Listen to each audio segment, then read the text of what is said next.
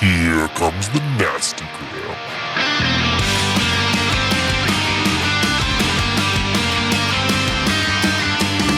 Send a priest to save my soul, forget it. Welcome back to the Nasty Gram D&D podcast. This is our Halloween 2025 special, Rot on the Vine, episode 3. Feeling it too hard is the poison to the heart of a cynic.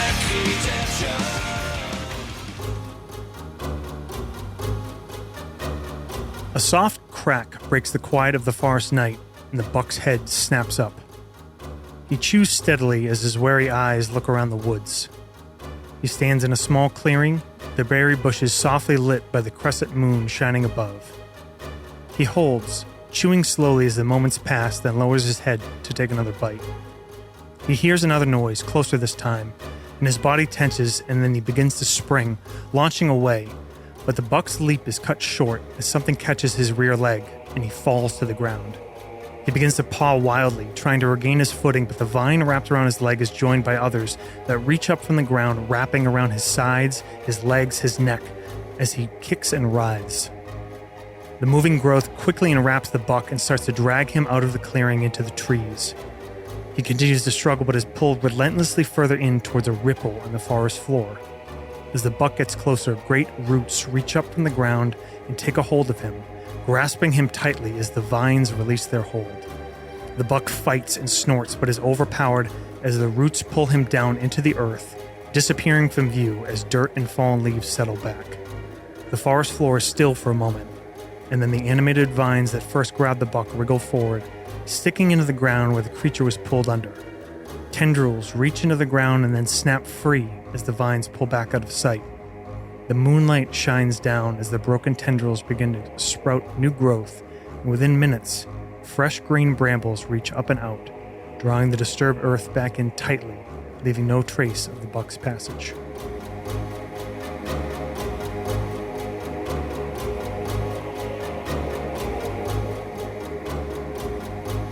Welcome back, guys. It's spooky season. This is Josh. I'm going to be your DM, and I'm joined by... Hey, this is Jake, and I'm playing Valen, Sir Valen, the priest of Vostok. Hey folks, Dan here, playing Kendry Valford, the wizard blade singer, and pumpkin slayer. Ooh. Hey folks, this is John, and I'm playing Malik, the tiefling warlock rogue. Hi, it's Ryan, and I'm trying to remember what Sir Keegan Palladino sounds like, but he's a vegan paladin. Picture a vegan CrossFitter. It sounds like that. What's good, fam? Matt here, playing Tommy Pickering, the half-elf bard rogue.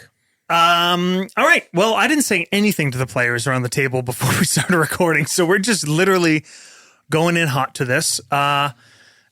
We left off as you guys were approaching the tower of the necromancer, and didn't seem to be false advertising, because as you guys emerged from the getting scarcer tree line, coming up this hill, this path wind up, you saw this 40-foot tower, rises, battlements halfway up, and then a smaller tower rising the second half.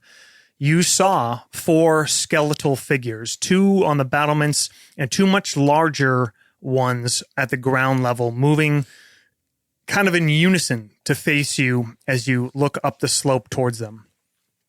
You had just recently destroyed what seemed to be an animated pumpkin patch blighted creature, and decided to press on to the wizard's tower that you were already moving towards. Dusk is close. You see these 4 sets of red glowing eyes looking down at you, maybe 100 meters away at the base and halfway up this tower. The 5 of you and the Coalition son, Bodhi, is with you. And he says, "That's it. I guess he wasn't lying. There were skeletons." Valen puts his helmet on, closes the visor. Suddenly his demeanor sort of changes from old man to more upright. And he says, "Luber was telling the truth and not exaggerating. They are quite large. The young boy's bravery is admirable. Those two skeletons on the ground level that are standing now astride the door that seems to be the entrance to this tower. You're estimating they're 8 to 9 feet tall, but it's hard to tell. They're far away and they're stooped, but they have these long arms. You see 3 claws at the end that almost reach down to the ground, and they just stand motionless. The two higher up hold bows with arrows notched. Notched? Notched? Notched, I think. Notched or not? I think it's notched. I think I don't know. It's not. You can't tell if the safety's on or not. It's not. They're definitely armed. Kendry looks from the skeletons back to Bodhi, and he says, I hope the DM remembers you this time in combat. Should we go with combat? I mean, I caught a pumpkin in the face and nearly died. I don't think that we can... Our goal is to speak to the necromancer. Precisely. Let's not charge in. Thank you. However, if they attack us, then we destroy them. And I'll be in the back. Yes. Getting to those two on the tower will be difficult. Do any of you have a way to get there quickly, should we need to? How tall is the tower? The tower is about 40 feet tall. The battlements, so basically 20 feet up, the tower is wider, and there's like a ring of battlements with like a walkway around it. And then the tower, the second half, the top 20 feet is a little bit narrower, and then you see like crenellations all the way at the top. Okay. So those two skeletons Are all the way at the top. with the bows notched are halfway up. At that. They're at the 20-foot? Yep. Okay. Yep. Kendry nods to you. Is it Surveillance? Yeah. And he says, I may not have means of reaching them in melee, but I have range. If we have to fight these things, I'll keep the two on the ground occupied while we take out the archers. I also may have a way of removing their sight if they use it. Well, let's hope it doesn't come to any of this. Let's stow our weapons. Yeah, Just I put my sword across, like on my back. They see us. They're They're looking at us. you. Yeah. Yep. Like I said, you're maybe not 100 meters, maybe less than that. I'd say 100 meters to the bottom of the hill. You guys had kind of had to start to walk up the hill to come out of that mist that you were in. So maybe you're just 100 feet from the base of the tower. We'll go back to English system. Kendry leaves his sword sheathed, but he does pull out like a small piece of charcoal and like a bright red petal, and he cups those things together in his hand. They're spell components to firebolt. Okay. Shall I announce us then? Skeleton says, "You guys grilling?" Valen nods. Malik casts thaumaturgy on himself, and he says, "Wizard, we call upon you." And it kind of echoes through that misty. The And I get voice- sucked into the mist. Yeah, voice booms out, kind of echoes back, and settles down amongst the low-lying mist. And there's kind of a long pause. And then one of the skeletons turns and walks around the upper battlement and leaves your sight. Maybe he's getting ready. Josh, I pull out some other components in my left hand, and I'm going to cast See Invisibility. Okay. Groovy. You guys are staying where you are, about 100 feet away? Mm-hmm. Sure. Yeah, we don't want to look like we're Too threatening. getting in their zone. We'll stay at long range. What's the range on seeing invisibility, Daniel? It is, I think, as far as I can see. For the duration, you see invisible creatures and objects as if they were visible. You can see into the ethereal plane. Ethereal creatures and objects appear ghostly and translucent. One action. There's a bunch of ghosts closing in on us. And it lasts for an hour. All right. Dan, Kendry sees the skeleton walk back around the battlements, followed by a figure. The rest of you just see a skeleton. That skeleton walk back around with a bow and arrow, notched, not up, aimed at you. Walks back out, post up just where it was before. Dan, you see this figure on the battlement. stand between those two skeletons up at the top. You see his hands kind of move in motion and maybe like his head moving slightly. You're imagining maybe he's speaking softly, maybe casting a spell, and then just looking out across you. The rest of you just saw that skeleton leave. A couple of minutes later, it came back and just seems they're all staring at you. Kendry, having finished the words to his own spell, you see him waiting, and he's kind of just looking about him. He actually ends up doing a full 360 at one point, like while we're standing there waiting. And then he kind of stands with the rest of you for another beat or two. And then when the skeleton comes back out, he says, "The necromancer is here. He's following his soldiers. He stands there in the middle between the two." Hidden? Yes. The 5 of you and Bodhi, 6 of you, hear a voice that sounds as if it's standing right amongst you. It says, "Oh, one of you is a caster. Very well then." And you see Dan, you see that figure wave, and the others of you suddenly see a figure appear on that balcony along those battlements halfway up the tower. At this range, it's hard to see anymore. They're a roughly man-sized figure and kind of give a wave. "Now, what do you want?" The voice appears, like I said, it sounds like it's coming right next to you. Like you sort of jumped back.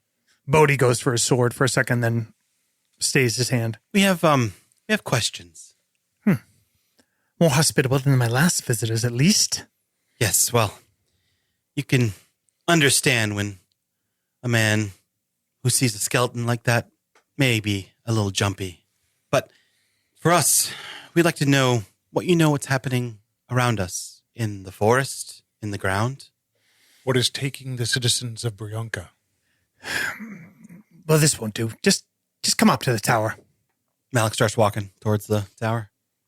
You see the figure depart. He walks back around the battlements and out of view. Couldn't be all mysterious, could he? Ruined his little fun. Keep an eye out for traps. I can still hear you. Oh, sorry. Yeah, Kendry doesn't say anything, but he does take kind of a careful look around for anything else that actually he'll cast detect magic as well. Yeah, as we're walking, I say, I said keep an eye out for traps, and then I say both magical and mundane.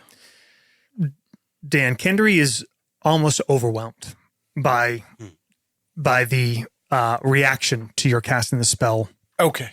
There is some sort of abjuration, which is circling this hill that you've now passed within. Maybe a circle of protection. You see another ring closer at the base of the tower. The skeletons themselves animate and show necromancy. Also, you can see that some of their weapons are the bows of those up top are enchanted. The tower itself is magical, the entire thing. And This guy's no joke. you get these. You can't see it, but I like to keep detect magic kind of a lot of flavor to it. Yeah. You just get a feeling of intense magical presence inside this tower. Like, Okay. almost overwhelming of all sorts and types. Kendry kind of stops for a moment as we're all walking towards the tower. He stops at one of the first rings. And you see him stop, and you see him looking down at the ground as if he's looking at something. And I think Kendry's mind is just trying to work out the level of skill and power that's required to do all of this. He starts walking again, kind of just stutter-stepped for a moment. He steps over the boundary, and he says to everyone, he says, "The mage, if that is what he is powerful. I haven't seen magic like this in a long time." I'm curious what makes such a powerful wizard wish to live in a swamp. Where else would you practice necromancy? His tower radiates power. Everything. There's little mundane here. Having this discussion as you're walking forward up towards the tower, yes? Yeah. So it takes a couple minutes, if that, and you approach, and your steps are a little guarded because there are two giant, and as you get closer, most of you probably recognize them. They are indeed troll skeletons. They are, like I said, almost 9 feet tall, but hunched a bit, and they're skeletal, but it almost seems like there's patches of dried skin that kind of cover portions of their body, that they're almost like visually almost a mix of like a zombie and a skeleton. And they stand almost motionless, except their eyes track you as you move closer. And you get closer. There's a single door at the base of the tower, tall, 8 foot tall, 4 foot wide, oak, steel banded door. The skeletons do not seem to react to your presence more than watching you. The two above, you've noticed, have disappeared from view. I push the doors open. All right, you Sort of Aragorn style, both doors at the same time, you know? you walk up and push. Yeah, opens in the He's center. behind it, gets knocked over. And you knock it open, and the tower opens in front of you, and it is fully open. The tower is probably 30 feet wide, and you're standing in front of a 30-foot wide empty tower. You look up, and it seems around 20 feet around where those battlements were. There's an internal balcony, and you see what looks like a platform with some sort of gears and pulleys above it. Anyone maybe a little mechanically inclined that spent some time with gnomes might recognize it as an elevator. Ooh. But other than that, there's no stairs, nothing like that. Along the base of the tower, there's a lot of storage units, cabinets and things like that. In the center of this open tower, stone floor, is a circle about 20 feet wide. Anyone with Arcana recognizes what lines the circle. There's multiple rings. There's powdered gemstone. There's powdered charcoal. There's chalk drawings on the floor. Oh, no, this is going to be flashbacks to Matt's game. Oh, shit. This is clearly We're not some making out. sort of ward or summoning circle that is set into the base of this tower. And as you walk in, you see those two skeletal archers standing above you and the wizard. The wizard now, the entire tower is lit well. So, Josh, we can see like all the way up. You can see up to this like ring of battlements. There's a ceiling just higher than that. Yeah. And there is another chamber up above, right? So Yeah, probably another 20 feet above that. Okay. Yep. Okay. But down here, like, there's It's just one big Yeah, open yeah, cylinder, okay. essentially. Like I said, there's lots of things that are stored down here. There's all these like cupboards and compartments and chests that ring almost the entire wall. It's just this one door in the center. And then these figures. And the wizard stands on that balcony looking down at you. He's a half elf, you think, looking at him. His ears come to a bit of a point. He's wearing a cloak. The hood is down and has fairly fair skin. There's these crystal sconces all along the tower walls, inside and higher up. There's bright illumination in here. You see him look down. You're guessing he's middle-aged for a half-elf, maybe 100, 120 years old. One eye seems to sparkle with a bit of a bright blue light. He looks down and he says, "Welcome to my home. Now, may I ask again, what has brought you out here?" the rot. We have been sent by the village to find the cause and end it. The rot. A nod. This is a local affliction. Surely you're aware of it. I have been otherwise engaged. He closes his eyes for a moment, and you see him, his mouth kind of moving. Looks like he's casting a spell. His eyes open again. That blue eye kind of flares with light, and he looks around. He takes a step off the balcony and hovers for a moment and lowers to the ground in front of you. He says, I do sense something is quite amiss. And then his eyes suddenly pivot to that pale blue eye kind of flares again. Ah, what a coincidence. How do you find this second skin? The look on Tommy's face drops for a second, and he almost becomes pale, and then sort of picks up, catches himself, and smiles and says, "It's awkward. Yes. Much bigger. Long. How? Do you mind? Could I ask, what were you born as? Halfling. Really? Yes. Quite an adjustment. You wouldn't believe. Do you know each other? No. Do you know each other? Sort of. How did you... The eye? Were you? Yes, I was in my second life myself. And you're first. An elf. A drow. Oh. My name is Zavir. Severe, I'm Tommy. I'm Valen, priest of Vostok. Gendry Valford. Malik.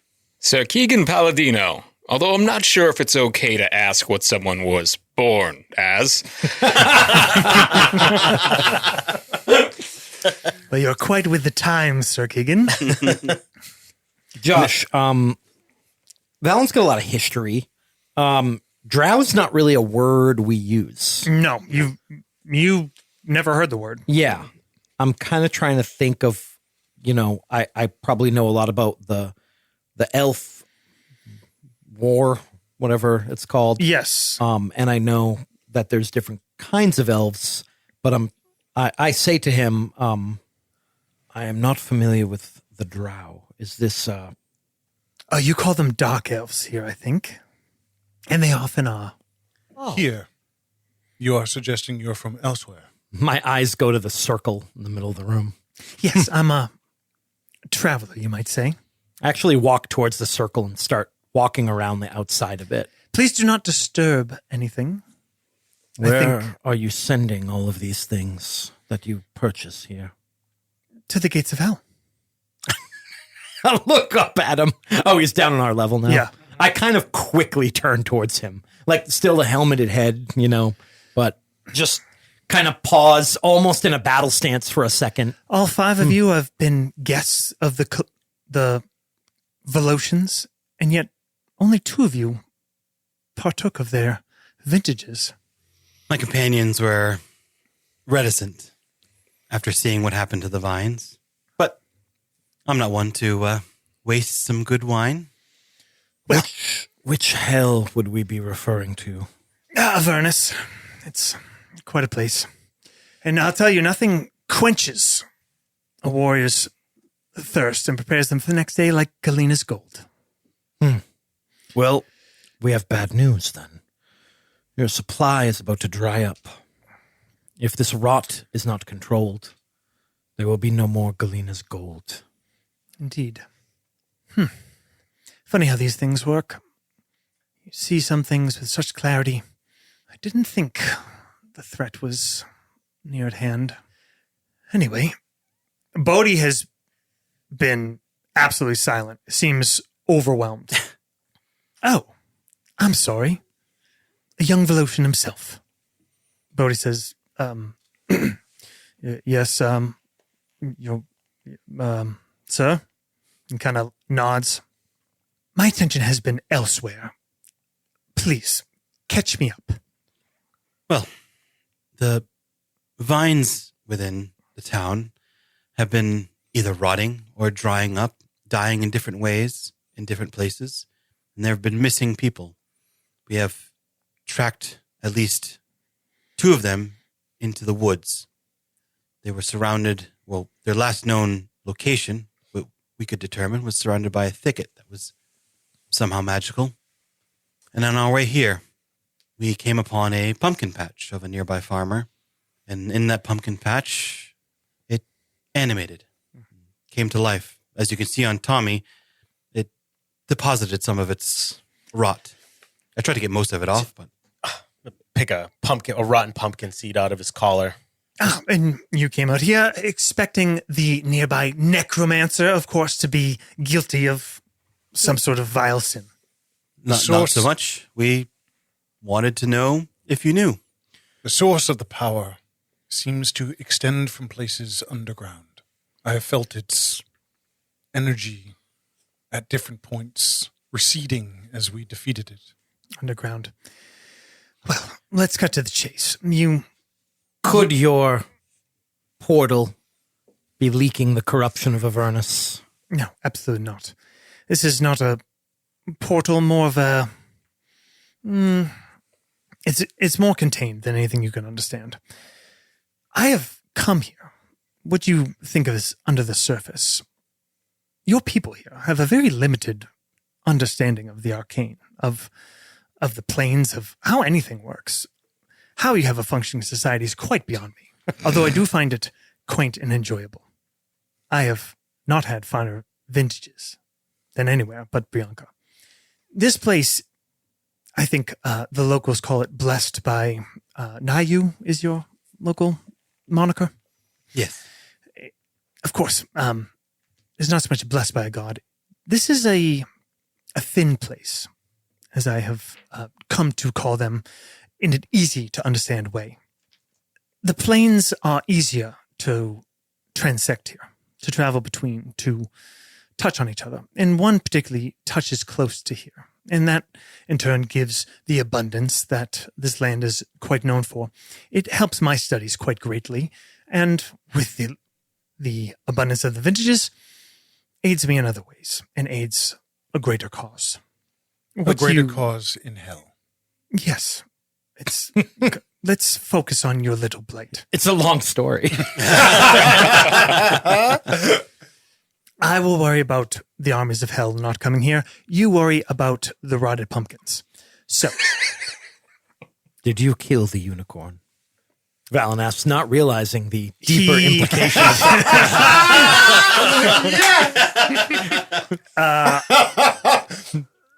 Zavir's eyes swivel to you. He pauses, just staring at you. I take off my helmet. The spirit of Nayu. You get the sense that time passes and you don't see his hands or eyes move. But maybe Dan, maybe Kendry, your detect magic is still up. He cast a spell using some kind of meta magic. Kendry tenses for a second because he has counterspell memorized. And he's just locked on Sir Valen. If he's reading my thoughts, make a wisdom save. I was gonna tell you what I was thinking, but I guess I'll make a save. Yeah. Ooh, 19 plus 8. Okay, 27. He tilts his head. I mean, you're probably within 10 feet of me, so you get +3 to that too. Someone else is the spirit of Nayu, and he says, the unicorn of this glade, of the wood here, no. Has it been harmed? We don't know. It is... Missing? Missing, yes. It is not a local, as I am not. It is a traveler itself. Herself, they seem to believe. If it has fallen to ill, that does not bode well for Brianka. Would that be a source of this plague or rot? As one who espouses a great deal of knowledge, I am embarrassed to say I know very little of what is happening in the woods around me. As I said, my attention has been elsewhere. Do you feel you know enough to question an entity? To question the rot itself? No. One it is taken. Question one who may have insight to it. A creature connected to this transecting plane. A bargain. It's an offer. I'm asking you if you know enough to ask questions.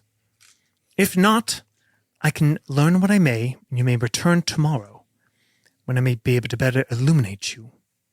However, I can summon forth a creature from the connecting plane that will doubtlessly feel the ripples if something has occurred there, has occurred to the spirit, as you call it. But you must have the questions in hand. How many questions may we ask? 5. One-word answers is what you should seek. The longer the response, the more inconsistent you might find the answers. May we confer? Yes? I kind of turn my back from him.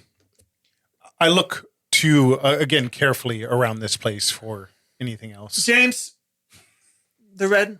You see one of the skeletons turns from the Bone crew. baluster. The original He's been OG upgraded? Bone crew. From Jim to James? James the third, Oh. They're all James. They're all. one of my most loyal, longest serving James. R.I.P. The skeleton comes back. He has a glass of red wine on a tray, and then Xavier raises his hand. The glass levitates down towards him, and Xavier sips. He's looking around, just kind of casually walking around. Kendry turns to kind of inward towards our group, and he says, well, do we have questions? I nod. Meaningful ones? Bodhi says, is this a risk? Is this a deal? He's talking kind of low. He said an offer, not a bargain. That is a very specific terminology in the arcane. Your parents have been dealing with this creature for quite some time. They seem to think it is safe enough. I wish Even if he serves a darker purpose. Kendry glances towards the summoning circle or the gate. I'm trying to think of questions. I believe we need to find out.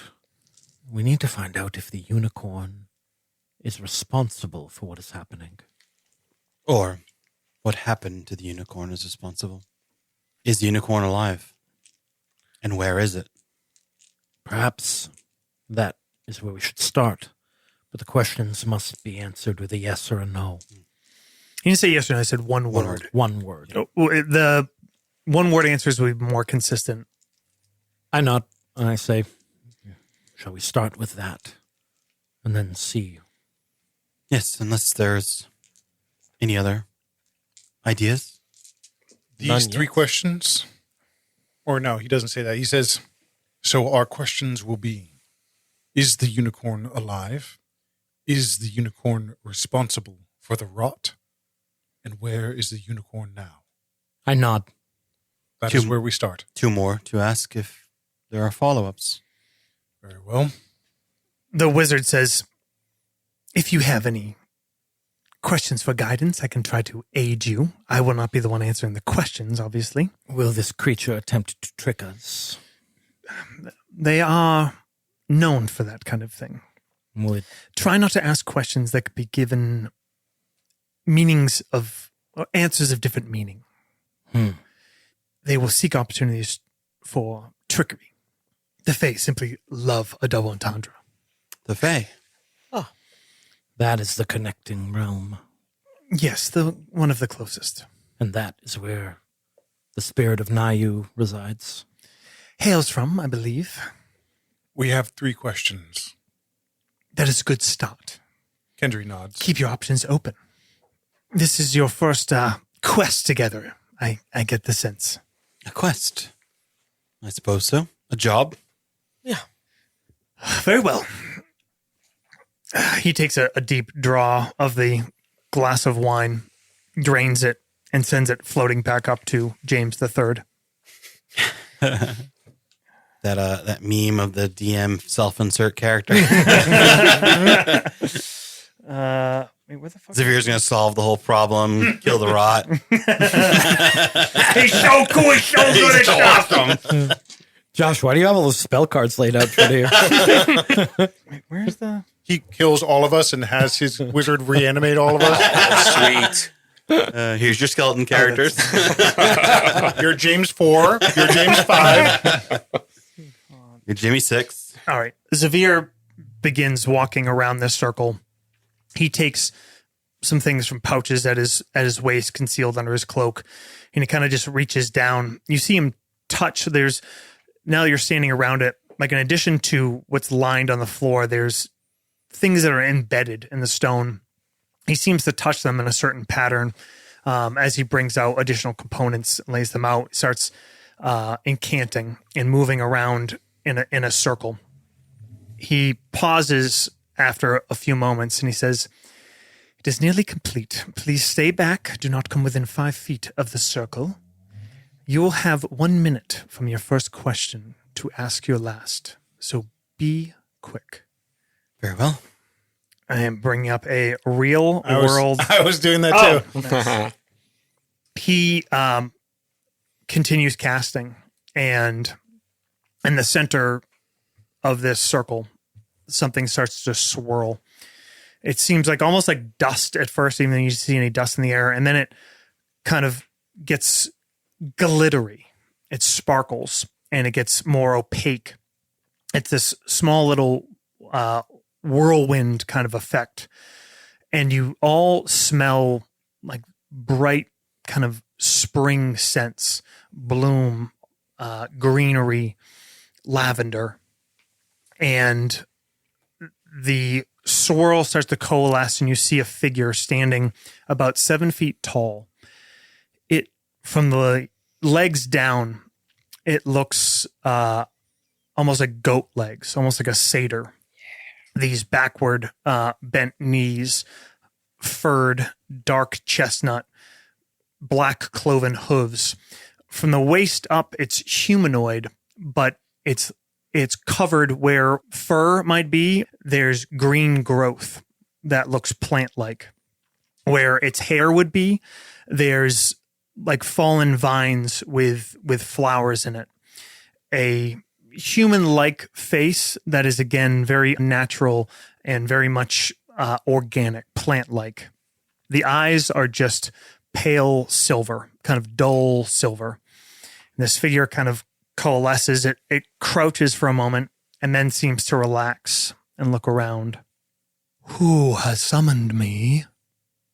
Xavier turns and points. We have questions. Is the unicorn of Skullwood alive? Yes. Is the unicorn responsible for the rot that grows there? In a way. Where is the unicorn now in this realm? The central glade. Does the unicorn serve Nayu? It tries. Kendry casts his eyes about his group. Is that where the rot is centered? Yes. Are we quite done here, wizard? Xavier just raises a hand, and the whirlwind kind of swirls back up, and the creature is gone. Well, that's a start. Central Glade. Have you ever heard of it, Xavier? Yes, in a sense. Knowing where things intersect. That could only be considered the center. Bodhi, do you know where this is? He looks to the wizard. He says, There is a place where we are forbidden to go because it is said to be the home of the spirit. But I went there once as a boy. He looks to Xavier again. He says, straight north from the last bend of the river, maybe a half day's march, the foot of the greatest oak of the forest. Xavier says, yes, that should be about right. Well, I feel we should all be mutually embarrassed because those questions were sparse at best, and my information to give you was even thinner. Well, we have a lead. And a source. I do have a responsibility of my own to pay back to this community. But the answer is not as simple as going to the glade and destroying the threat. Something has happened to this unicorn. In a way, it is responsible, and it attempts to serve Nayu, but it is prevented. Or corrupted. What we failed to do was ask about the corruption and what corrupts it. My time is limited. I have urgent matters this night here in the tower, and again later tomorrow. However, as I said, I too have a responsibility here. I will seek to aid you in what ways I can. I will find you on the morrow. Give me 3 questions. They can be slightly more obtuse. But again, try to be as specific as you can. I have other means to seek answers. I will try and I will seek them out. I will find you to impart them. I have made a cursory exploration of what is happening around me. I sense your time is short, and I do not know much more than that.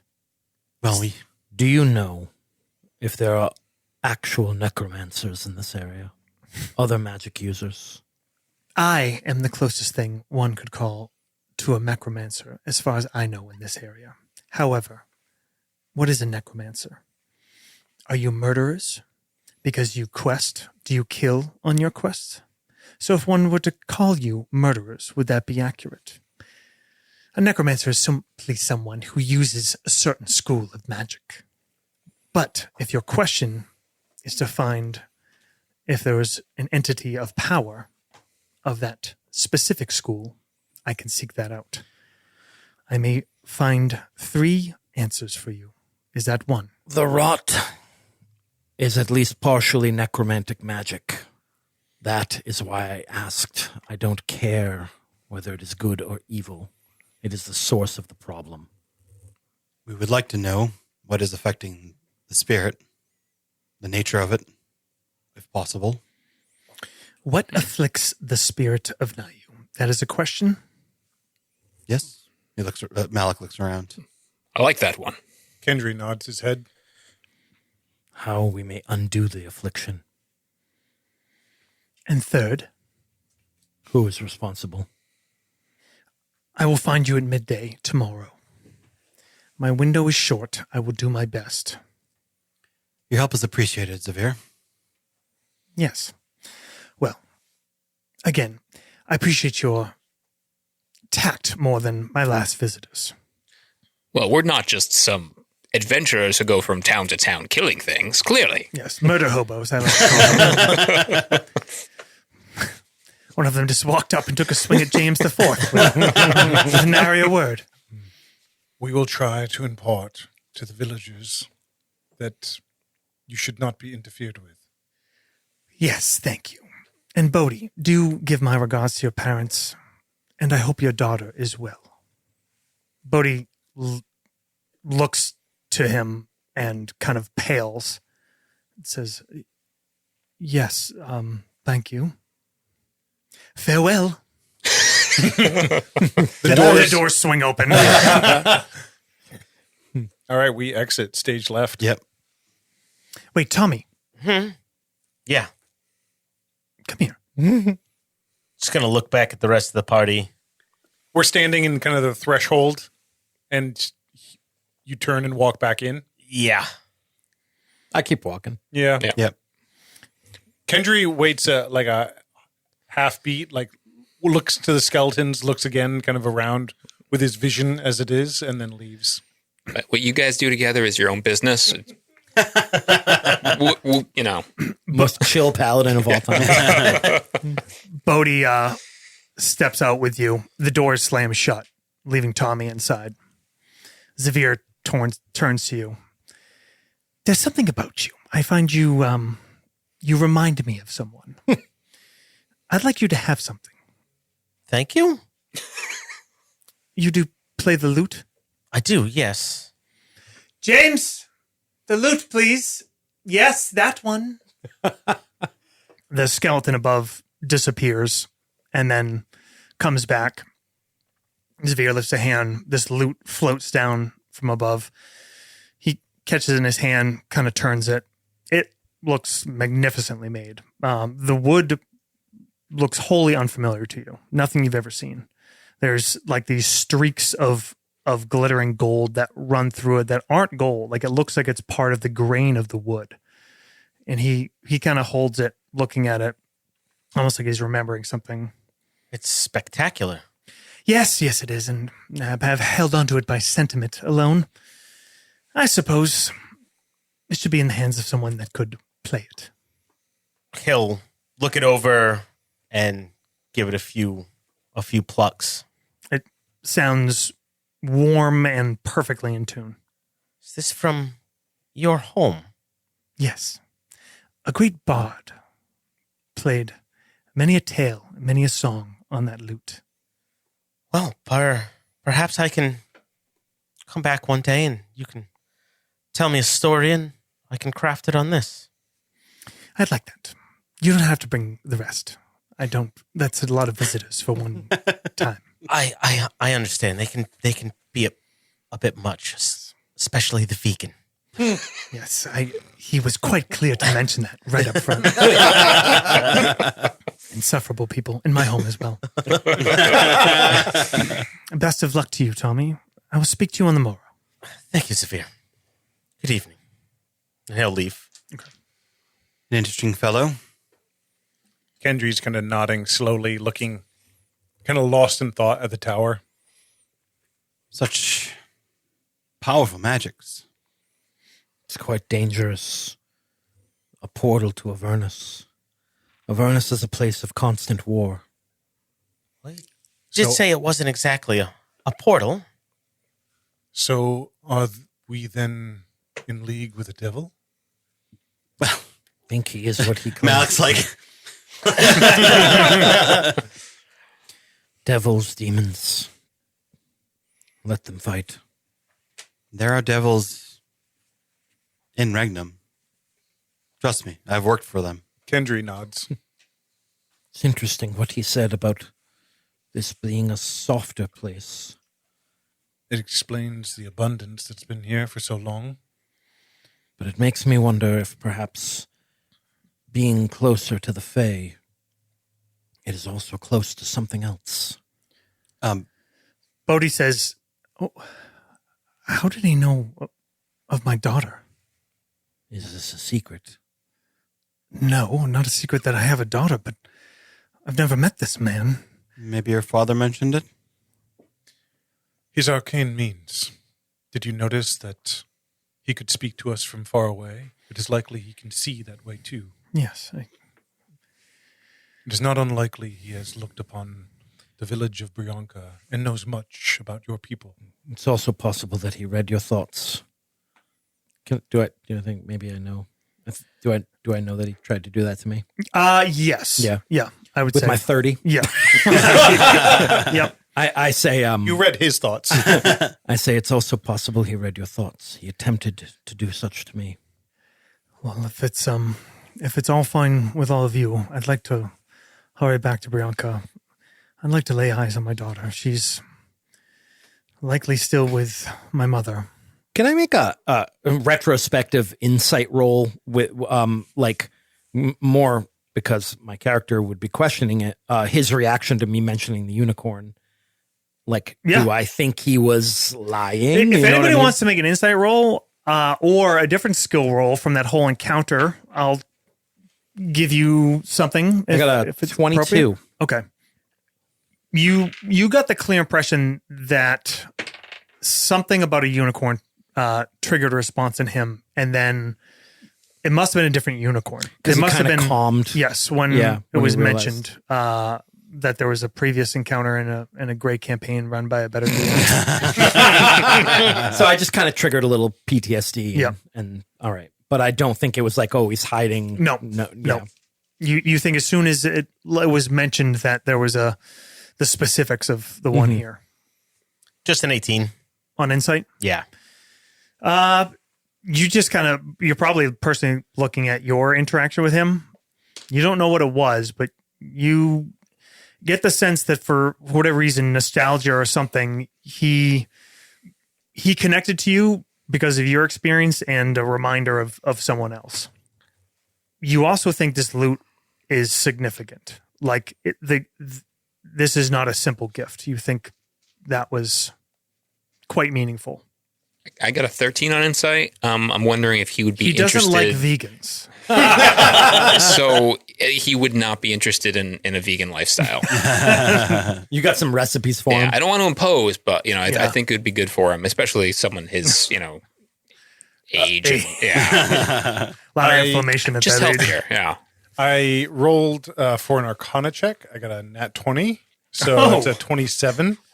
I think really what I'm trying to ascertain is if there was anything in the magic or any indication that said either where he was from, because he wasn't from Avernus, I knew that much, and or anything more specific about the portal that would maybe put me at ease in the sense of like, hey, this isn't like to bring the legions of hell through, but more for... Yes. Okay. You rolled a nat 20? Yes. Okay. A few things. Yep. Some of them don't matter, just flavor, background. He wielded both arcane and divine magic. Okay. That portal is not a gate. It can be used to summon. It can be used to send things. It can be used to transport him. It cannot open to receive. Sure. Yeah. Okay. You get that from a nat 20. Other than that, you get a sense of the scale of his power and some idea of he is tied to this tower, like in some kind of responsibility. That he's not just brushing you away. That this is a workplace. And he has specific triggers, obligations, here. and you can sense the timing of magic. That like there's a cyclical nature of magic in this tower. Like I can feel something kind of either drawing down or powering up. Yep. Okay. And that He's got to go relight the clock. tied to it. Yeah. He's the lighthouse keeper. Yeah. Basically, yeah. Yeah. You get the sense he probably never leaves this tower. And if he does, not for any amount of time. Mm-hmm. All right. You guys return? Yeah. Okay. Just FYI, my patron is the Archfey. I have an Archfey patron. I did not know that. Yeah. So, okay. Daddy? I probably should have known that earlier. Maybe giving sorry. you a couple. No, my bad. All right. I mean, you contextually, some things start to click. click to you. Yeah. About the bounty of this place, about kind of the stories of it, and almost of the rot as well. You know that there is a mirror to the Fey Wild that is close and easily accessible and equally powerful in a opposite way. Yeah. So you know that anything that touches the Fey can also touch upon that shadow. Malik says as we're walking back, it's all starting to make sense now. What I've been feeling, what he says is true. There is some thinness here I can feel. I too have been touched by Fey magic, and I've been warned of the shadow to avoid it. I believe that is where this rot is coming from. They are both Two sides to the same coin. yes. And they live close together, and one can feed into the other if the conditions are right. And as Sir Valen pointed out, if this is a thin place, it is open to other passages. I can I'll try to ask my benefactor if there is a way to cleanse the shadow from a fey creature. Maybe we can understand it a bit more. I'll try tonight. You guys are talking as you're walking back along the same trail you came out here on. The mists have cleared a bit. The sky's patchy clouds, but you can see most of the stars. The mist doesn't lie as heavy, just here and there in low-lying areas. And now and then you see that moon is the barest sliver of a remaining moon, that tight little toenail clipping in the sky. And it's a few hours and a couple hours past sunset when you are getting back close to, you pass that pumpkin patch, getting close to the home of Rostock. Weapons drawn. And you hear a bell clanging. And Bodhi I look at Bodhi. says, the tower, the watchtower. Something's amiss. And he starts running. He's been pushing like Sure. speed-wise Yeah. to get back, and he just breaks out into a run. I start running after him. Yeah. You guys run through, and in just a couple moments, you come out of that last patch of the forest, and you see ahead the silhouette of Rostock and Rainia's cottage, the one further beyond it, the shepherd's field off to the right. Beyond that, you see a bright torch shining on that. There's a guard tower that you guys passed. That's where the bell is ringing from. And to the right, in the field that you passed through, where the shepherds were, you see movement on the ground. And in that starlight and remaining moonlight, you see these plant-like creatures. Some of them look like small, sparse trees. Some of them look like little pines. They're scurrying around, and they're all moving around 4 clumps wrapped in vines that seem to be getting dragged towards the forest line, towards the direction Rostock was taken. You see one man launching arrows from further back as some of these twig creatures go to run at him. And roll initiative. Dun, dun, dun. 18 roll Malik. Dirty 20 for Tommy. 18 for Kendrick. 13 for Valen. 8 for Keegan.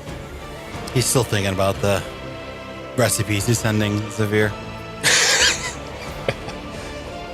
How to turn meat eater. Beans. Beans. Beans are what you need. Beans. But what beans? And Kendry? 18, sorry. Oh, Kendry and Malik both got 18. Yep. Who has the higher dex? I Plus probably 2. 4. Okay, we'll call you a 19 just for housekeeping. All right, so what you are faced with, make it more specific, there are 3 different types of these plant-like creatures. One of them seems to be made of a mass of swirling vines.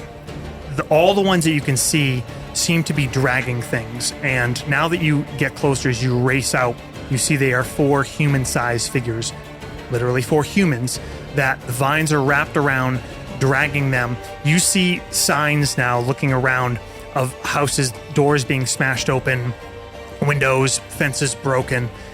There's another type which look like what Sir Keegan saw. These little dry, dead-like trees. They're short, 3-4 feet tall, and they basically look like a dead sapling, but they're moving, they're animated, and they're quick. The last type look kind of like a small pine tree, almost like a Christmas tree that's animated, a little bit taller, about 6 feet tall. And basically these mechanically are 3 different swarms. And you know that these humans are being dragged, and you think they're being dragged towards where Rostock was taken, towards the edge of that forest, which seems like he disappeared. And you don't think it's going to be very long until they are gone. Tommy.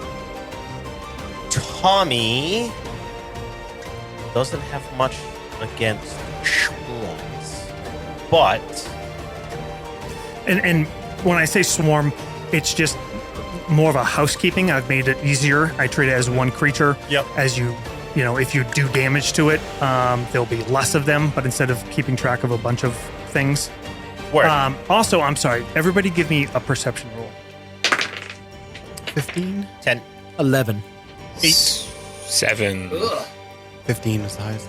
15 is the highest. You see Nothing. as I described. You don't see the that's what hidden. you You hate don't as see a the player. ambush. Is that a plant joke? Ambush. Yikes. Tommy is going to. He's going to pick one of the creatures that is actively trying to drag somebody away, and he's going to cast Vicious Mockery at it. Your thorns are not that sharp. You've got quite knobby knees. Anything that your charisma affects, treat Yeah. your charisma as 2 higher.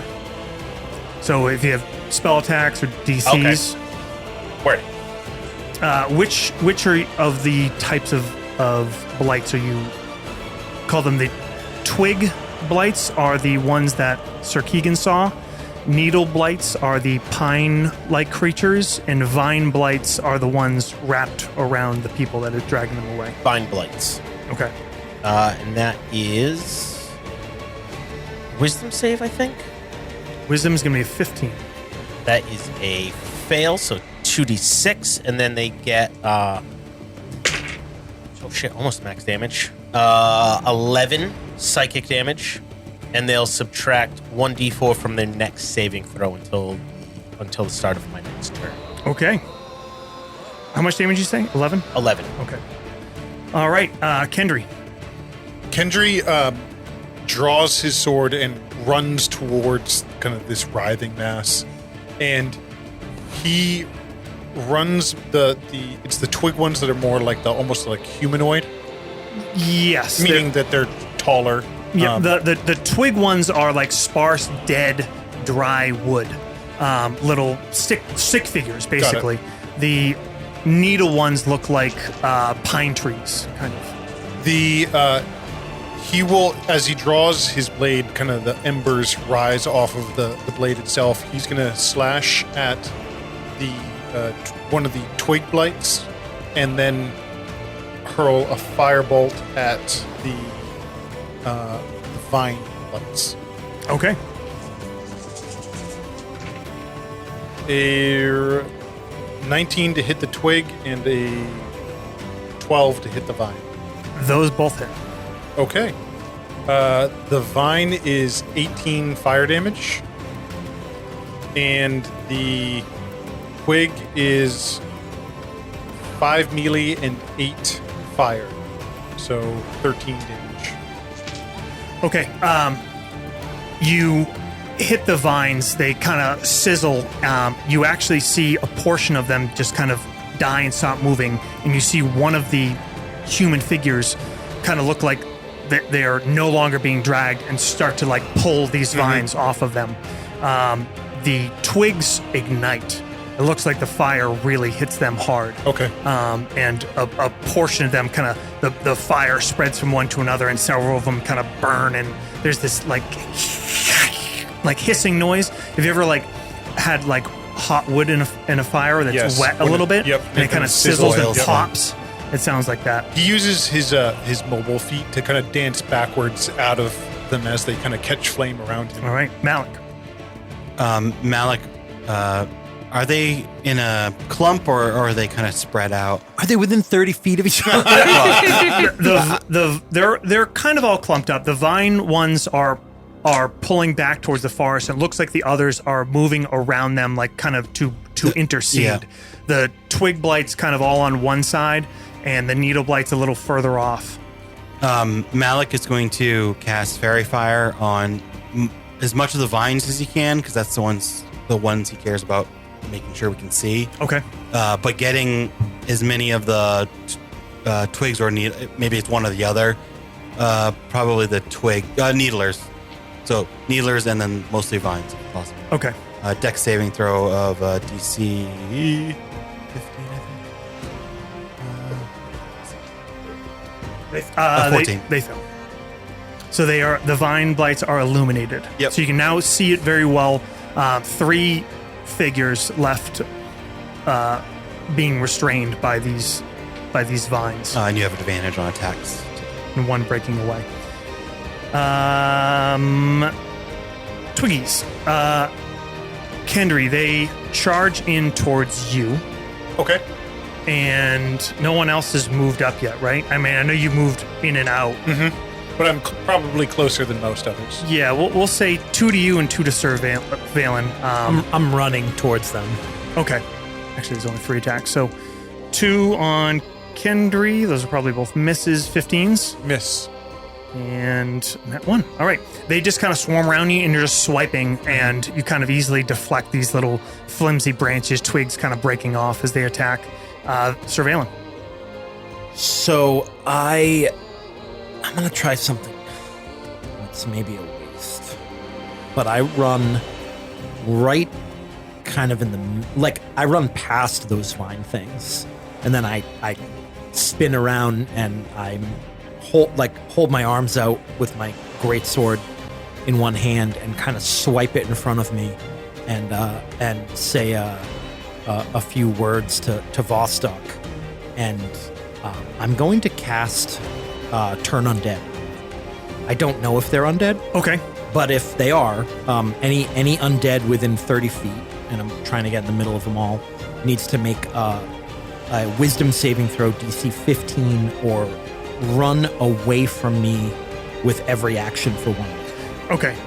You charge out, call upon your god's magic, and they don't seem to be affected. Okay. You see as these creatures kind of like move around, like as you charge in, they just kind of reflectively like open pockets from you. There's so many Okay. of them that they kind of let you like charge in and then try to surround back around you, but it doesn't seem to affect you. And then as a bonus action, I'm gonna swing at no, actually, as a bonus action, I'm gonna cast Spiritual Weapon. So my greatsword, like this spectral image of it, like splits off from the sword and moves towards one of the vine creatures on the ground. Nice. And attacks it.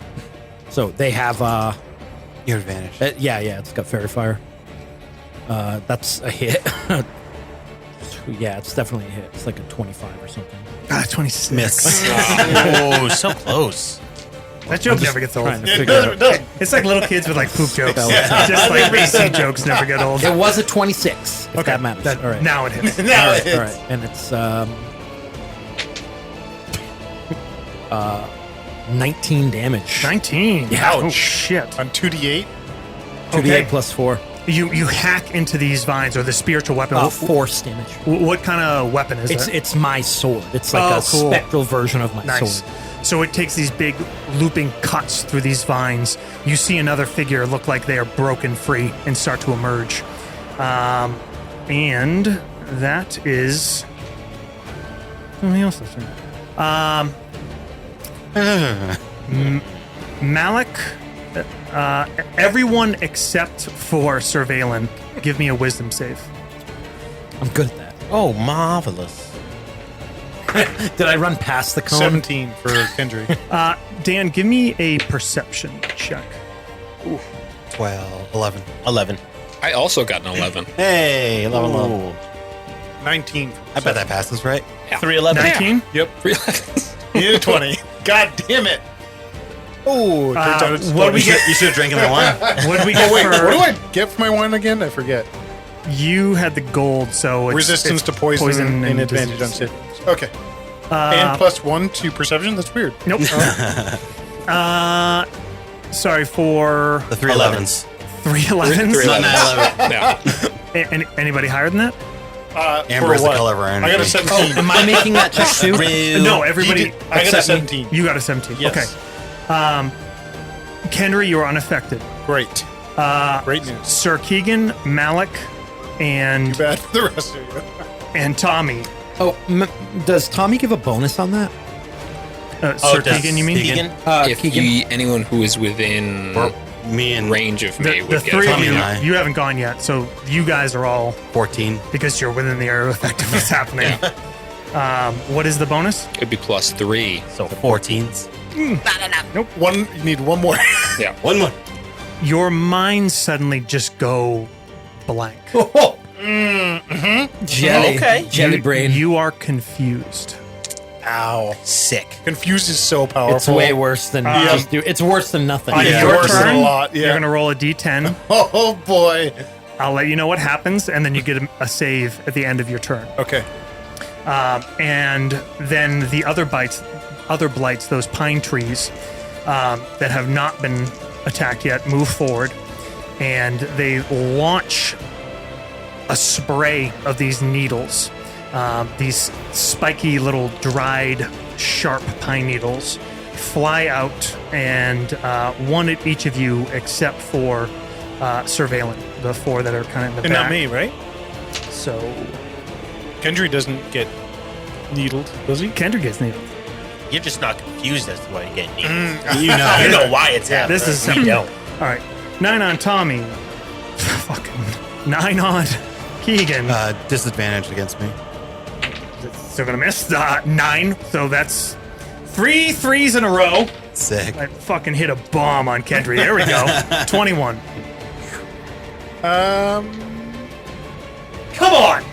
Sure. Come on! Sure. What Do it. Oh, you think about using something? Yeah, shield. Okay. You just take 17 piercing damage. Ow. Woo! Okay, that's not going to happen again. And then Bodhi. Sorry, all the NPCs and monsters. Bodhi is going! Hey. Bodhi's going. About time. Bodhi charges forward. He drops his bow and just runs in. He like kind of cuts through these blights that take a couple swipes at him. Yeah. And he runs up and takes a cut into the vines, the 2 figures that are left tied up in the vines, and slices a big chunk off of one. And now we get to Keegan. Sir Keegan, give me a 1d10. 1d10. This is fun. I got a 2. 2. Creature doesn't move or take actions this turn. Not that fun. Not that fun. Still thinking about those beans. Still thinking about beans. Your, Fava beans. your Fava mind is beans. just blank. Like you don't What else is remember. new? Like picture when you like if you're tired, hungover, rushing to work, you step out of your house and you know you forgot something, you don't know what it is, and you just like stop there for a second. You have no idea what's going on. That's how I start every day. And the vines. Do I get to save now? Yes. Yes. Make a save. Wisdom? Wisdom save. 13. Still confused, probably. That's with everything. Yeah. Yep. All right. I've rolled a 2 and a 4 so far. 2 of these figures, humans, 2 of the villagers, are pulled halfway towards the forest edge. And back to the top, Tommy. 6 on my D10. Oh, that's the same thing. Does Really? not move or take Lame. actions this turn. Burn. They couldn't come up with 10 different things for confusion? Roll a wisdom save. Oh, yeah. Oh, and also, no, not for you guys. 15. 15, you break the spell. Thank you. guys The did confusion really need ends. one more. You shake your head and you just kind of like, you forget what happened a moment ago, and you look out and you kind of like reappraise the situation in front of you. You have like a lost time.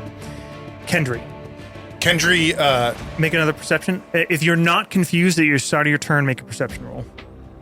not very good. 7. Okay. Kendry is going to do similar to last time. He's going to kind of wade into the through the needle trees, taking a slash at them as he goes, and then as he comes through on the other side, he'll shoot another ray at the vines that are dragging the other 2. The twigs is what you attack. The twig blights. Yes. Yep. Oh, okay. The Sorry. little Yep. twig and needle, pretty similar. 12 to hit the twigs. That misses. That misses, but 22 to hit the vines. That hits. And that is 12 fire damage. Okay. Another villager is freed. Now there's just one left being dragged. And back to Malik. I rolled a 9. You rolled a 9. Yep. The creature can act and move normally. Oh, good for you. I'm so special. So Nobody got the everything's fun fine. ones yet. Yeah. Yeah. Okay, so it's still one being dragged, but it probably will be freed this turn. Now make a perception. Oh, okay. I'm not confused. 8. Okay. Not very perceptive. Malik will. The Needlers, have they been affected or like hit at all? No. Malik will point his hand at the Needlers and then clap his hands, and I'm going to cast Shatter in between all of them. Ooh. That's kind of cool. 10-foot radius centered on a point. Must make a con save throw. DC 14. That's a fail. 3d8 thunder damage. Nice. Have you ever seen trees shatter from frost? Have not. they explode. Sounds like Sorry. crazy gunshots. Another D8. It's level 2. I've seen trees get hit by lightning.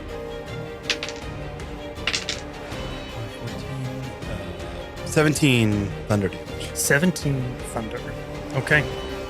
A bunch of these pines just split, and pine needles go fluff up in the air, and they fall to the ground. Make my wisdom.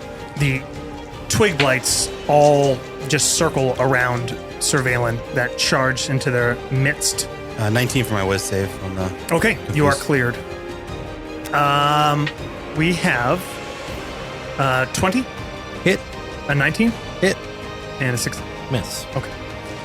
2 hits, 14 slashing damage total. Okay. I'm sorry, bludgeoning damage. Okay. And Surveillance. There's 3 twig blights around me, and then there's one vine left, and it's getting away. Yep. And how many needles are there? I mean, there's more than 3. I'm kind of treating it like Yeah, as a yeah, swarm against okay. number attacks. So All right, so there's about the same number of twig and needlers. Oh no, there's not. How much damage did you do, Dan? I last missed round? them on the last round. That's right. Okay. So- Yeah, I crossed off the hit points and then wrote the same number again, and I was like, "What the fuck did I do?" Valen points. He's kind of surrounded by the twig things, and the vine is like getting away. So he points his sword at the vine thing, and he says, "Attack!" And the spectral sword flies towards it and attacks it. 23 hit. That hits. 9 damage. 9 damage. Oof. That last villager is being dragged. There's just one vine wrapped around them, and you see their arms like flailing. It has them by legs, and they're like, you see their hands like clawing in the dirt. He's still held. Yep. I There's see no need to that. fear. Bodhi's over there. I see that he's still held, but I'm surrounded. Yes. And I stick my sword in the ground. And I pull out like a horn and blow it, and I yell, "Charge!" And What's happening? Spectral cavalry come out of the I'm casting Spirit Guardians. So a bunch of like cavalry charge into the fray. You Ghosts. opened a door like Aragorn, and now you're summoning Scourge. Okay, and I'm as old as Aragorn. We see what you're doing. I know who you are. Damage on their turn, right? So at the start of their turn, they'll make a Wisdom save and take 3d8 or half Okay. radiant. And it's 15 feet centered on me. 15 feet center. Yep. And do you give me a perception check? Ooh, 21. 21. You cast out these spectral cavalry start like coming out of the darkness across the field. And as you kind of turn, like directing them, sweeping your hand, guiding them across through these blights, your eyes pass across the forest edge where you see those vines dragging, and you see just the silhouette of a figure hidden in the growth at the edge of the forest. And then you see that figure's hands start to move in motion. Is he within 15 feet? He is not. Okay. Make a Constitution saving throw, Surveillance. Yikes. Hate that. Surprisingly bad at that one. I mean, you're old. I'm an old man. You get +3, right? Did you move in? You move in?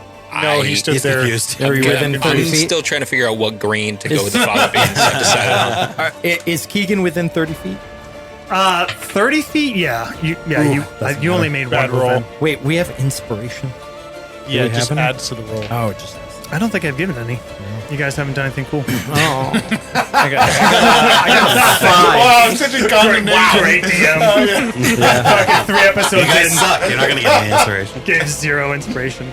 I got a 5. Actually, Severe gets an Severe inspiration. does have, yeah. You take 37 necrotic damage. Wow. I'm unconscious. As Bam. you feel blight overtaking you. You feel just your strength start to fail, weak, sick, and that puts You don't know he's there? I don't know he's there. Yep. That's your perception Yep. check. No, can't counterspell. Can't counter Yeah. spell. All right, I'm down. I fall to my knees and then like put my hands on the ground and Are those both concentration spells you had going? Spirit Guardians was concentration. Spiritual Weapon isn't, but it doesn't matter because I have to like do an action to. Okay. Yeah. So it exists, but it's not. Wait, swinging. concentration spells? No, they. Oh, sure. Yeah, I mean, it probably just stops in midair. Yeah. Yeah. I'm assuming if you go unconscious, you lose concentration. Yeah, you automatically, must. right? Yeah. All right. No big deal. Just burn third level spell slots. Ouch. The horses just fuck off. It was a drive-by. Yeah. The needle blights fire out at Tommy 17, Hit. 16 Sir Keegan, Miss. and 11 disadvantage against you. Yeah, disadvantage. 11 still misses. Who gets disadvantage against you? Everybody? Everyone, because I have the displacement cloak. As soon as someone hits me, then it goes away. Okay. Gotcha. I roll so good against Tommy. I always do. As 20, always. 20 piercing damage. Wow. 17 on 3d6. Yep. It's getting fucked up by plants. Guys, we're gonna party wipe here. like plants. We're gonna party wipe. The cleric went We're down. okay. Yeah, we're all right. I'm fine. Yeah. Maybe. I'm probably just gonna wander off somewhere. Yeah, so yeah. I'm I'm going to smack you in the face. We're lucky. Wake up. Okay, so Bodhi takes one more cut and he severs that last vine, and you see him reach down to help pull up this villager. And as he pulls them up, you see his eyes go to the forest edge, and he kind of like freezes for a second. He sees that figure in the tree line. Can we all make perception checks? Yeah, anyone that's not confused that can see that, make a free perception check with advantage. And the DC this round is 18. Hey, nat 20. Ooh, got 19. it. 18. Okay, you guys, who got it? Malik, Nat 20, yeah. And Kendry. Everyone Tommy. is not confused. Kendry, and Tommy. Or unconscious. A nat 20 for Malik. All right, anyone that made it, the closest one to it is Surveillance. I also have dark vision up to 60 feet. So for Kendry and Tommy, you see this figure, the silhouette in the tree line. They look like they're cloaked, they're hooded, they're hiding, and you see their hands moving as if in spell casting. Malik, you see just a little bit better with your dark vision. Maybe a little bit of the starlight catches. It's a woman, but something is wrong with her. You see like just these dark, veiny streaks coming back from her eyes along her head, and that's all you can tell. Keegan, so the vine blights are destroyed, and the villagers are all freed. D10. I got a 4. I think that's the same thing. To do nothing and drool. How many officers are there? Is that all Two- even numbers? 2 to 6. Oh, 2 to 6. Oh, wow. Make another wisdom save. Yep. Okay. Just lame. 2 Do to it, do 6. it, yeah. One must be real bad. Yeah, once 16. I'm sure attack allies. I think What you're is out. it? 16. All right, you're clear. So everyone is now clear of the confusion. Yep. I don't know the ladies in the woods, but I'm not confused anymore. So you don't see that, but you come back aware to what's happening, and I've settled on Lurbian Pharaoh to go with the fava beans. the vine blights are dead, so it's back to Tommy. Tommy sees the figure in the woods, seeing that the villagers are also safe. He is going to point her out and cast Tasha's Hideous Laughter. So that is a wisdom save, DC 16. Success. Anything on a success? Nope, all good. Okay. Anything else? Everybody is... Surveillance is down. Actually, I will use Silvery Barbs as a reaction and have him re-roll that. Oh, okay. So, Rolled a 19. there you go. 18 on a 19 on the die. Word. But good use. Yeah, and then...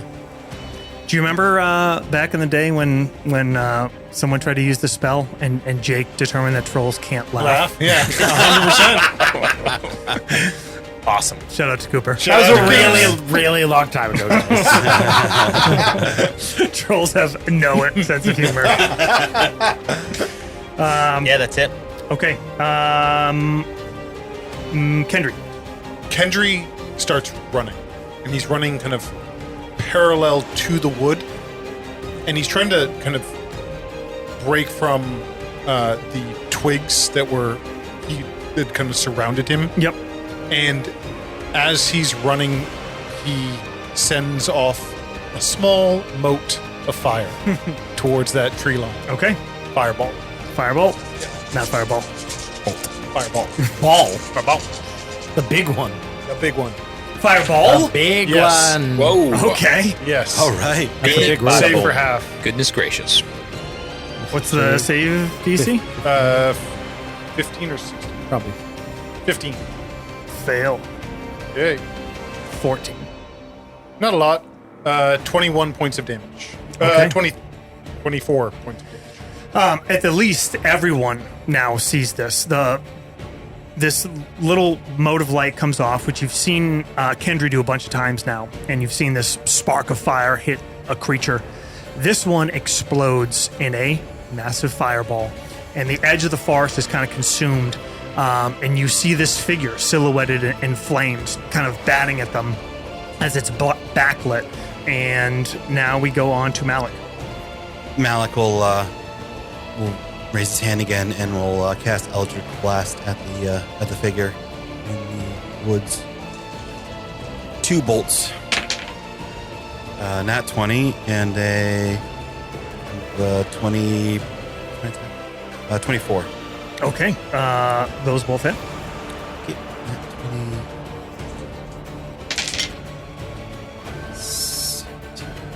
23 force damage.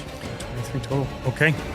You just see them now like lit up with this fire around them, and then both of these bolts slam into this figure. And then the twig blights, as Valen falls to the ground, they just move in a swarm over to Kendry. And 18 to hit, Miss. 22. I'm going to use shield. Okay. Miss.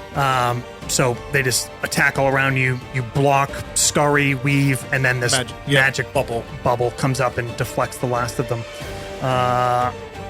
Surveillin, death save. I rolled a 1. Oh, it's supposed to be a secret. But I rolled a Two fails. Next one could be secret. Okay. Yeah. Thank God the vegan came out of the confusion. Lay on hands. Lay on beans. The figure starts casting a spell. Can I make an Arcana check? No, you either. You don't need to. You're about to see the effect. Well, you can't. You I can't. can't see them. No, you can't like determine what spell it is and then choose to counterspell. Oh, it doesn't matter. right, You it already doesn't used matter. your reaction. I For did. shield. For shield. Oh, yeah. you did. I did. Oh Yep. shit. Okay. They disappear. You hear a snap. I still, depending on how long it's been, You can make an Arcana check. but for 1 hour from when we were at the Necromancer's Tower, I still have sea invisibility. It's more than an hour. Okay. Make an Arcana check. With disadvantage because you're being fucking attacked by a swarm.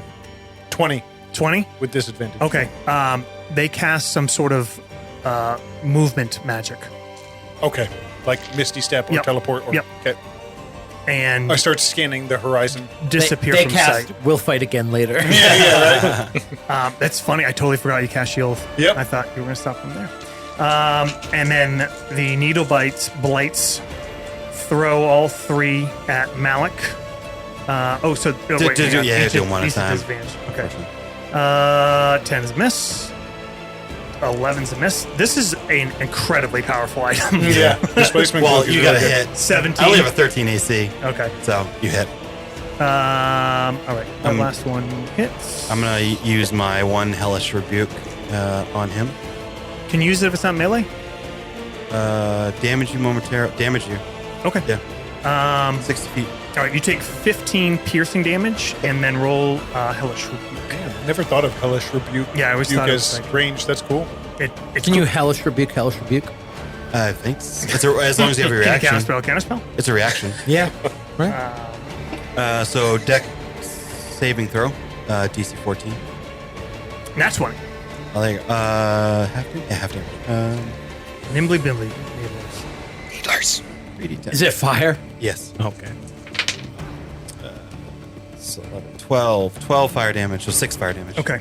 They hurl these and then they start to run into the woods. They get like to the tree's edge. Bodhi stands up. He finishes helping the woman. You see it's Raina at his feet, Rostok's wife. And he helps her up and he just keeps looking back towards the tree line. Keegan.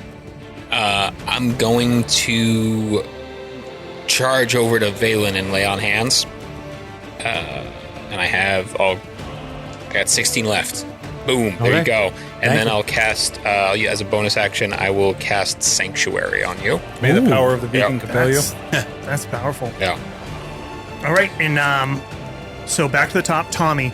So this figure has disappeared in a puff of magic. The needle blights seem to be running. They're at the tree line, and the twig blights are surrounding and trying to attack Kendry. So Tommy will go with a vicious mockery at the twigs. Right? Wisdom save. Yep, DC 16. That's a fail. 3 psychic damage. They don't love what you have to say, but they don't hate it. Maybe they agree with you a little bit. Disadvantage on the next attack roll. Oh, okay, cool. Kendry. Kendry kind of dodges out through the stack of them because he's got mobility. He doesn't incur. And he is going to fire 2 firebolts at the retreating needlers. Okay. And as a free action, can I do a scan to see if I can spot her anywhere? Yeah, sure. Perception check? Yep. No. You don't. She's right behind me. And I will It's going to be Malik next. take 2 shots at the needles. 17 and a 11. 17 hits. 14 fire damage. Okay. Malik. Malik will, we'll try to thin out those needlers so they don't come back. So I'll take 2 Eldritch Blast shots at them. 16 and a 17. Both hit. That will be 13. 15 force damage. 15 total. Okay. Cutting them down.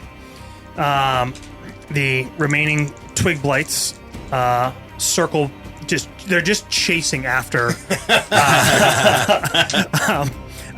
Kendry as he like just runs through them. You mean the fire guy? They don't like the fire guy? And 23, 23, 24.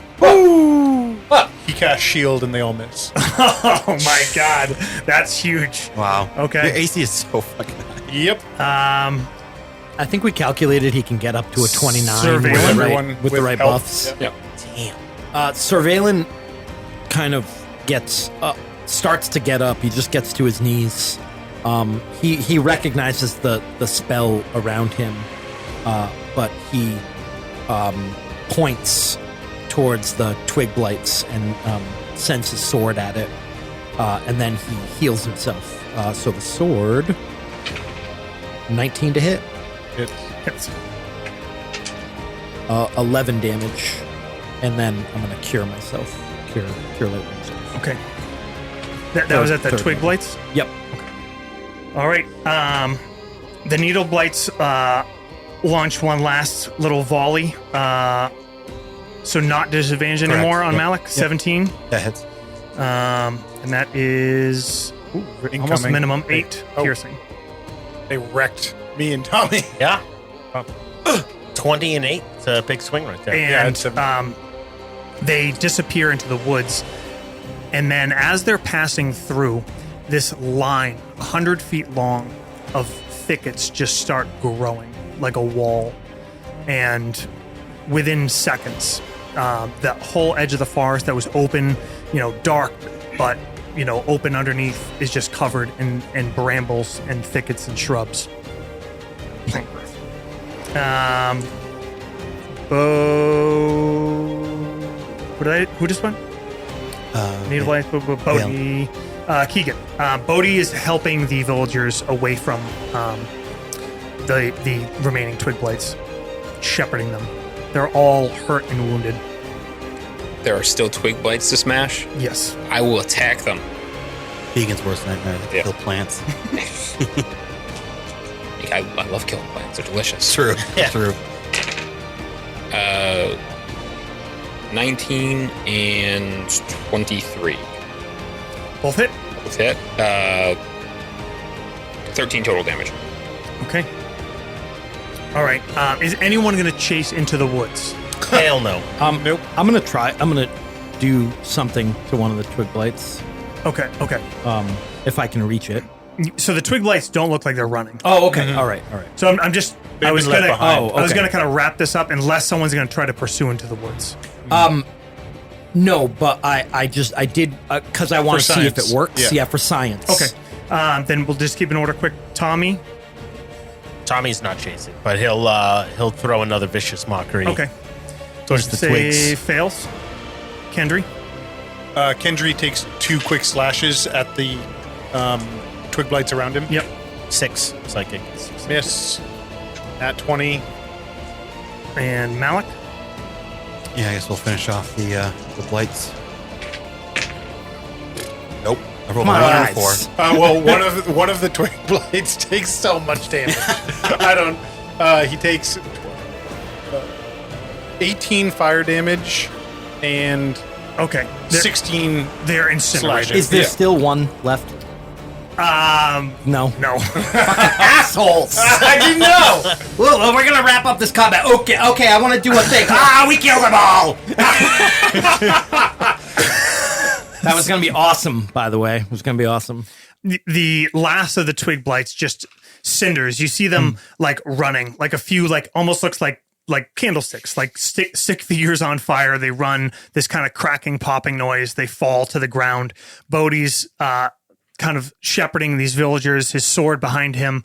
His eyes look wide and he looks like white and pale. And he staggers back. He gets them closer to the house. You look towards the edge of the forest. Like I said, there's this line of growth, and it's so, even in the thin light, it just looks unnatural. It's like a perfect wall that just grew up, and it's not impassable, but you'd have to like wade through it. Yeah. Kendry stands kind of out there on the edge. He's got a small fire, arcane fire, glowing in one hand, looking at the thicket, just staring into it, and then he kind of slowly backs away, keeping his eyes towards it, and heads back towards the rest of the people. You get them gathered close. You guys dead checking, kind of scanning. Keeping your guard up. Those that can heal are tending these villagers. Raina, you see her brother. The 2 others in the nearby house, you're taking care of them. They're all badly hurt, but none of them are dying. They're just, maybe some broken bones, cuts, scrapes, abrasions. And Bodhi turns to all of you.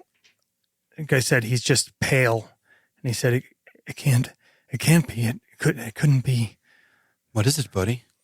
The woman. You know her? What woman? Looked like my sister. And we'll stop there. So, in the cooler version of this game, where you assholes fucking listen to me, I remove curse.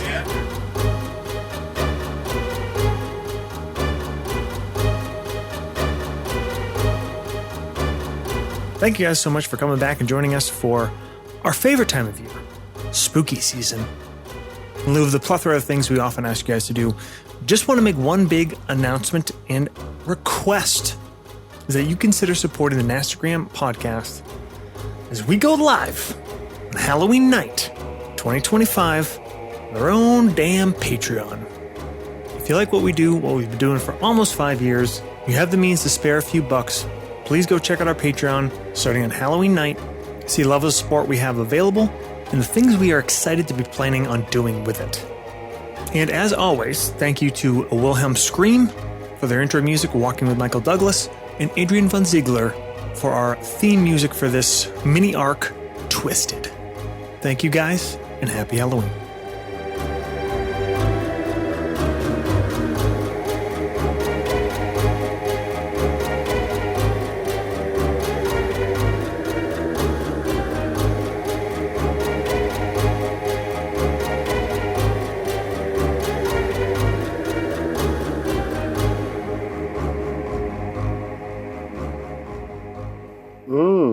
That's nasty.